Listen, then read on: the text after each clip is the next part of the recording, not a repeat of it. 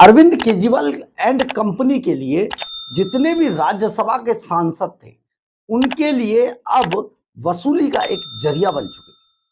और राज्यसभा के सांसद अरविंद केजरीवाल से अब किसी भी तौर पर पीछा छुड़ाने के मूड में थे। लंबे समय से ये सारी चीजें चल रही थी, सुगबुगाहट थी, लेकिन अरविंद केजरीवाल इस बात को समझ नहीं पाए।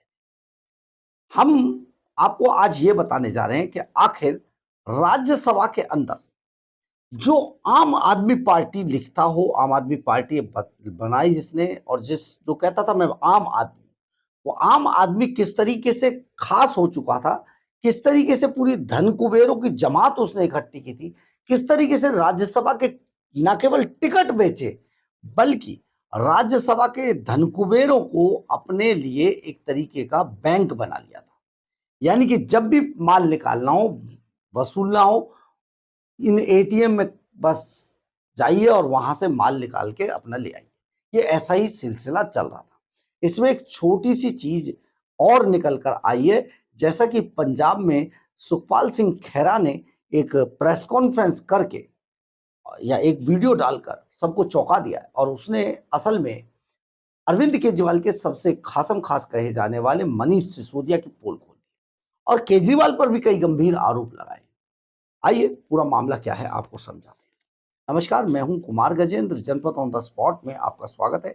हमारे एक दूसरे social media platform podcast with Kumar Gajendra में भी आपका स्वागत है, जहां आप हमें सुन सकते हैं। आप जरा सोचिए कि अगर आप अपने राज्यसभा सांसदों को एटीएम समझने लगे, उन धनकुबेरों को लूटने लगे, तो कैसा लगेगा। यानी कि शुरुआती दिनों में अरविंद केजरीवाल को एंड कंपनी को यही धनकुबेर पंजाब के जो राज्यसभा के अंदर थे, यही एक समय पे एटीएम नजर आते। इन लोगों ने अपने अपने तरीके से अपने अपने समय में सभी इन धन पशुओं से खूब वसूली की। इसकी एक वसूली का आज सुखपाल सिंह खैरा ने बड़ा खुलासा किया और उन्होंने बाकायदा वीडियो डालकर यह आरोप लगाए कि किस तरीके से अगर मनीष सिसोदिया को केवल लिया जाए तो उसने किस किस से कितना लोन के रूप में पैसा ले लिया। यानी कि वो लोन नहीं था, उसको सिर्फ नाम लोन का दिया गया था, वो भ्रष्टाचार का पैसा। भाई इतने भिजवा दो और भिजवा दिए और बात खत्म, आगे कहानी चल रही। इसमें उन्होंने बाकायदा एक लिस्ट बताई है, क्योंकि दरअसल है क्या, इस पूरे मामले के अंदर जो मनीष सिसोदिया का पिछले चुनाव का जो एफिडेविट है, उसके मुताबिक मनीष सिसोदिया की कुल आय 58 लाख रुपए उनकी बताई गई। चल अचल संपत्ति सारी 58 लाख रुपए की बताई। परंतु मजे की बात देखिए, उन्होंने कर्जा कितना दिखा दिया, यहीं पर मनीष सिसोदिया फंस गए। आज यही बात एफिडेविट के साथ सुखपाल सिंह खैरा ने पंजाब में सर्कुलेट की है। दरअसल मनीष सिसोदिया ने अशोक मित्तल के भाई हैं रमेश चंद्र मित्तल। अशोक मित्तल आप जानते ना, लवली प्रोफेशनल यूनिवर्सिटी, उनके भाई हैं रमेश चंद्र मित्तल। 86 लाख रुपए मनीष सिसोदिया ने उनसे लोन लिया हुआ था। 86 लाख रुपए आपको दे दे कोई, बता देना। इनके जो अशोक मित्तल की पत्नी है, अशोक मित्तल जो अभी अब बीजेपी के सांसद हैं, अशोक मित्तल की पत्नी है, उनका नाम है मिस दीपाली। अब ये मिस दीपाली अशोक मित्तल की पत्नी जो राज्यसभा सांसद है, लवली प्रोफेशनल यूनिवर्सिटी के मालिक हैं और लवली स्वीट्स के मालिक हैं, बड़े व्यापारी हैं। आज करोड़ों रुपया उन पर है। और इन पर एक दाग और है अशोक मित्तल पे कि इनके लवली प्रोफेशनल यूनिवर्सिटी के अंदर एससी एसटी ओबीसी के जो स्कॉलरशिप का जो पैसा था, अरविंद केजरीवाल और भगवंत मान ने मिलकर अशोक मित्तल के साथ वो सारा पैसा डकार दिया। बड़ा घोटाला है, 230 करोड़ का ये घोटाला है। इस पर अब जांच चल रही है। अब ये जो अशोक मित्तल है, इनकी पत्नी का नाम है दीपाली, मिस दीपाली। मिस दीपाली से मनीष सिसोदिया ने 10 लाख रुपए का लोन लिया।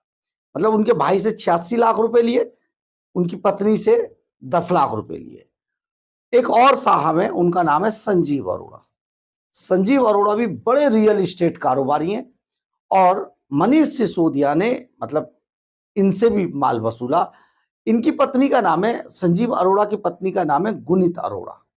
अब गुनीत अरोड़ा से मनीष सिसोदिया ने 58 लाख रुपए का लोन ले लिया। 58 लाख इनसे भी वसूल लिए। उनकी पत्नी गुनीत अरोड़ा के खाते से पैसे गए हैं। 58 लाख रुपए का लोन गुनीत अरोड़ा से लिया। और ये किसकी पत्नी है? संजीव अरोड़ा की। संजीव अरोड़ा कौन है? राज्यसभा के सांसद, रियल एस्टेट कारोबारी, बड़ा पैसा इन्होंने वहां पर। आजकल बिजली मंत्री हैं तो बिजली के जो विभाग की जो जमीन है उन सबको इधर उधर कर रहे हैं। खैर, मनीष सिसोदिया ने अपने खातों में 1,54,00,000 रुपए का लोन शो किया है। और जब उनसे पूछा गया कि आपने ये लोन क्यों लिया था, तो वो कहते हैं जी मैंने अपने बेटे की पढ़ाई के लिए लिया। ऐसा कौन सा बेटा है और कौन सा पिता है कि 1 करोड़ रुपए से ऊपर का लोन लेकर वो लगा देगा?